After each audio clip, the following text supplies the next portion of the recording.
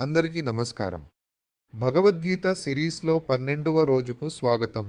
ఈరోజు మొదటి అధ్యాయం అర్జున విషాద యోగంలోని 12వ శ్లోకాన్ని తెలుసుకుందాం. 12వ శ్లోకానికి వెళ్లే ముందు 12 అనగానే 12 జ్యోతిర్లింగాలు ఉంటాయని గుర్తొచ్చింది. వాటిని ఒక్కసారి మనసారా తలచుకున్నా శివుని ఆశీస్సులతో మన జీవితంలో శుభం, శాంతి, మంగళం కలుగుతాయని పెద్దలు చెబుతారు. ఇప్పుడు 12వ శ్లోకాన్ని చూద్దాం.